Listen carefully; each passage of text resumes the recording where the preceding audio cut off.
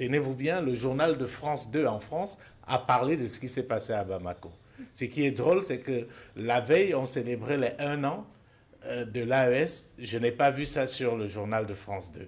Donc vous comprenez très bien. Ça reste récurrent du traitement sensationnaliste. Bien entendu, c'est un traitement orienté et biaisé dans leur intérêt, parce que ne nous cachons pas derrière nos petits doigts. La France fait partie des États qui ne voient pas d'un bon œil ce qui se fait au Sahel. Donc tout ce qui peut contribuer à déstabiliser le Sahel est bon pour la France. Et quand vous voyez même la terminologie utilisée pour qualifier ce qui s'est passé à Bamako par les médias français, c'est tout simplement regrettable. Et je pense qu'on ne le dira jamais assez, c'est l'occasion pour les Africains de comprendre combien il est important que nous ayons notre propre narratif. On ne dit pas qu'il ne s'est rien passé à Bamako, la preuve, moi j'y étais, hasard du calendrier, mais ce qui se dit ou ce qui s'est dit dans certains médias, c'est au-delà de l'exagération. On a dit qu'on était dans une situation de confusion. Mais quelle confusion? Il n'y a aucune confusion. Il y a eu des attaques qui ont été rapidement maîtrisées par l'armée. Et là, je remercie l'armée malienne et le gouvernement d'avoir communiqué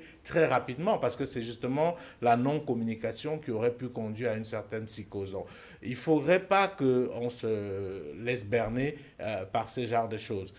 Ce qui s'est passé à Bamako est un incident qui démontre très bien que la lutte contre le terrorisme n'est jamais terminée. Au contraire, il faut rester vigilant, surtout quand on est dans une situation comme celle du Mali.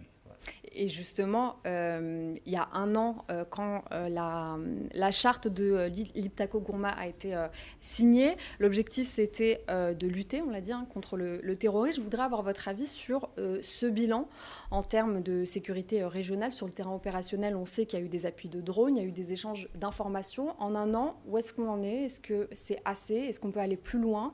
Est-ce que c'est un bilan mitigé? Je voudrais avoir votre avis à chacun. Enfin, moi, ce que je peux dire, c'est qu'on peut toujours aller plus loin. Mais ce que je peux aussi relever, c'est que l'AES, à mon sens, a fait plus en 1 an que tous les appuis qui ont été promis à ces pays-là en plus de 10 ans. C'est-à-dire que pour moi, l'AES a fait mieux que Barkhane, a fait mieux que Takuba, a fait mieux que le G5 Sahel, pour la simple et bonne raison qu'aujourd'hui, comme le disait Sidi Kaba tout à l'heure, l'initiative sur le terrain est maintenant le fait des armées de l'AES. À l'époque, on avait réussi à nous convaincre, je ne sais pas encore par quel mécanisme, qu'on pouvait lutter contre le terrorisme en laissant des sanctuaires aux groupes terroristes. C'est au cours de cette année qu'on a récupéré Kidal, qui nous a été présenté pendant longtemps comme un bastion imprégnable aux mains des terroristes. Aujourd'hui, quand on voit la situation sur le terrain, les zones qui ont été libérées par les armées, il y a une réelle progression. Est-ce que c'est terminé? Non, il y a encore énormément à faire. Les groupes continuent malheureusement à frapper, comme on l'a vu au Burkina Faso, comme on l'a vu au Mali, comme on l'a vu au Niger. Mais on peut au moins noter une chose, c'est qu'il y a une progression et il y a une inversion du sens des choses. Ça veut dire qu'aujourd'hui, ce n'est plus les groupes terroristes qui dictent leurs lois. Ils sont aujourd'hui dans une posture où ils sont traqués par les différentes armées. Et cela est lié également à cette collaboration entre les différentes armées de ces 3 pays qui partagent ces frontières-là. Parce que c'était aberrant de penser que vous pouvez lutter contre le terrorisme au Mali sans avoir une réelle coopération militaire avec le Burkina Faso ou avec le Niger. Aujourd'hui, le droit de poursuite, qui est une réalité, permet que ces États puissent être de plus en plus efficaces. Donc pour moi, en 1 an, beaucoup de choses ont été faites, mais naturellement, on peut toujours mieux faire, on peut toujours aller plus loin, puisque la menace reste présente. Un bilan optimiste en 1 an, c'est dit que vous êtes du même avis. Je vais exemplifier. Jules a bien fait de donner de bilan. Vous savez, pour être pertinent, il faut toujours comparer à autre quelque chose. Quand vous prenez le G5 Sahel, il a été créé en 2014, il est mort de sa belle mort en 2022. 8 ans après, il n'a pas réussi à avoir le bilan que le G5 a eu, que l'AES a eu plutôt.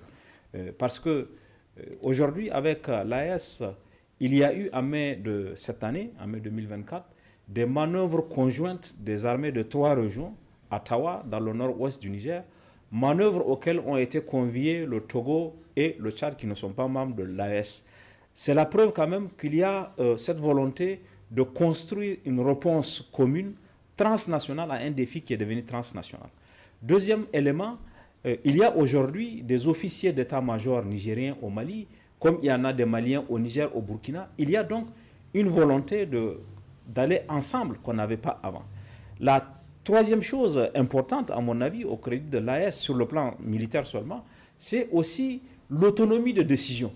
Vous savez, par le passé, compte tenu de la présence étrangère, pour même prendre la décision d'attaquer ou de ne pas attaquer de groupes terroristes, il faut en référer au partenaire. Et souvent, le partenaire dit, pour une raison ou pour une autre, qu'il ne faut pas faire cette opération. Et ça aussi, ça a été contre-productif. Aujourd'hui, on n'est plus dans ce schéma. Par le passé, et Gilles l'a rappelé, on a pu, dire aux Nigériens ne travaillez pas avec les Maliens parce qu'ils sont contre nous, ou aux Burkinabés ne travaillez pas avec les Nigériens. Et ça, aujourd'hui, ça n'existe pas. Aujourd'hui, il y a une souveraineté sur le plan de la décision opérationnelle qui sont des choses, à mon avis, très importantes. Maintenant, il y a aussi les éléments les progrès que l'AES a permis de faire au plan de la diplomatie commune. Il n'y a pas, j'ai pas encore le souvenir par le passé de positions qui sont communes, concertées, par exemple la saisine du Conseil de sécurité après les événements de Tinzaouaten. C'est le Niger, le Burkina et le Mali qui ont conjointement signé une lettre de saisine du Conseil de sécurité. Donc, il y a une volonté d'avoir une diplomatie commune, une volonté d'avancer sur le plan, d'avancer ensemble.